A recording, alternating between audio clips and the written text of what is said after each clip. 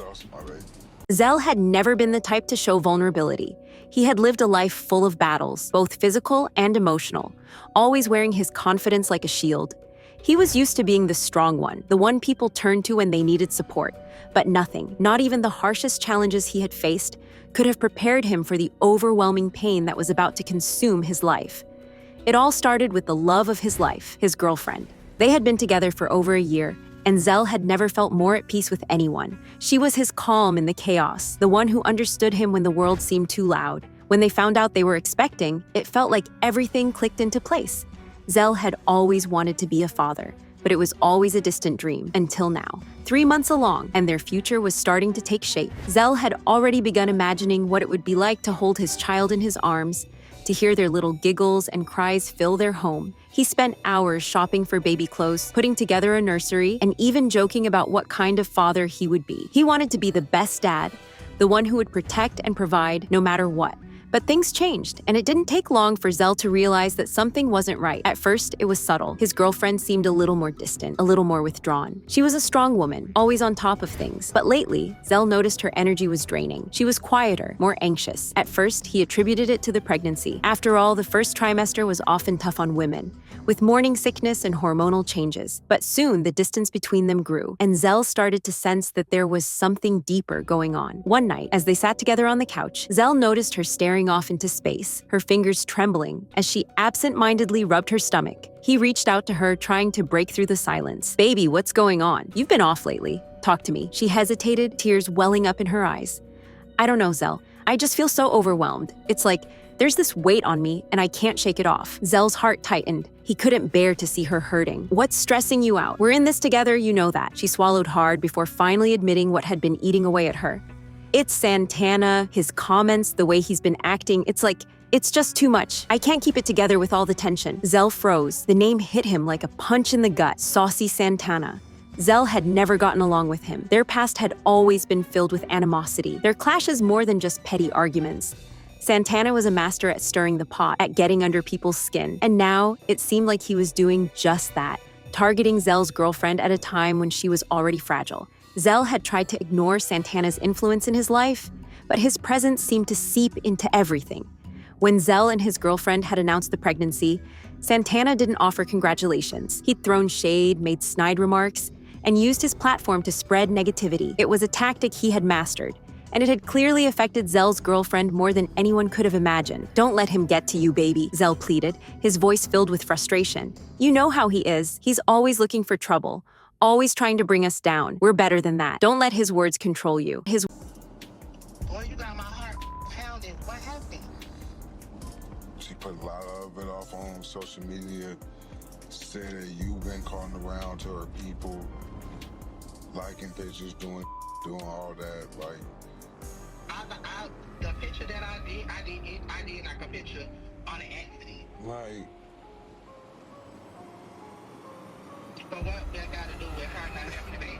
But it wasn't that simple. Santana's attacks had been relentless, and they wore her down slowly, piece by piece. The tension between them had built over the weeks, leaving Zell's girlfriend emotionally drained. She couldn't escape it. Every comment, every taunt seemed to land right in the pit of her stomach, making it impossible for her to relax, to enjoy the pregnancy she had once been so excited about. Zell had tried everything he could think of to shield her from the toxic energy Santana was pouring into their lives. He'd cut ties with the people who brought drama.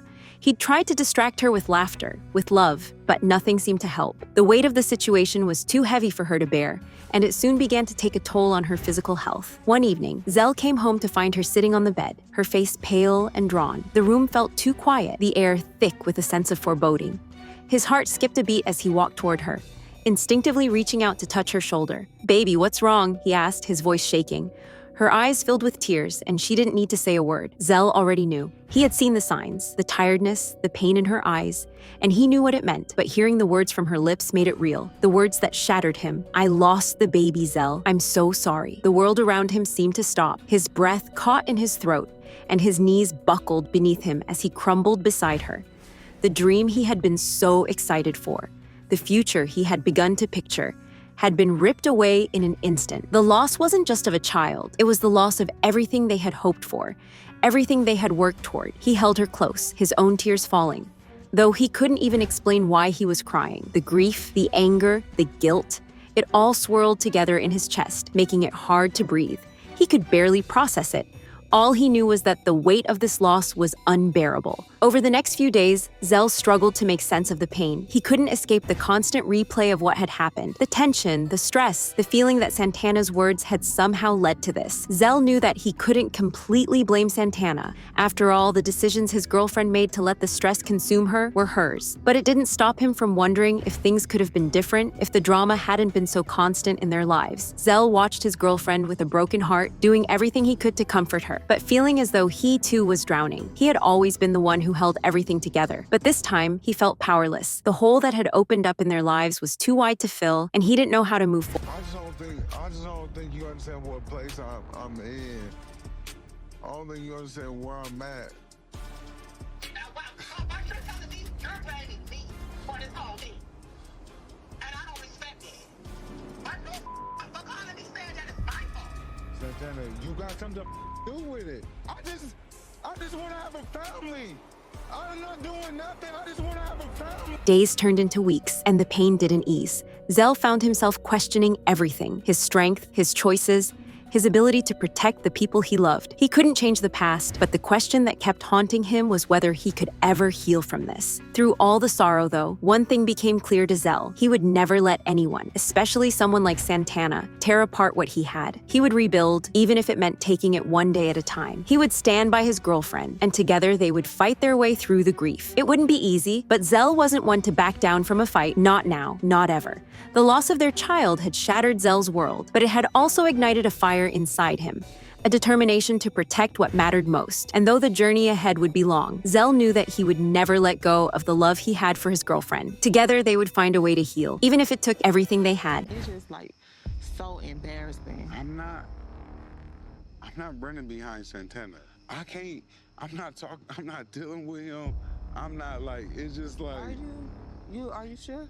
I mean, yeah, I ain't dealing with him. My mind is so focused on you and our seed and like what we. Yes, I swear to you. The support like, not been there. Why do you feel like that? Because of you. I'm just not into competing with somebody with a beard and a booty.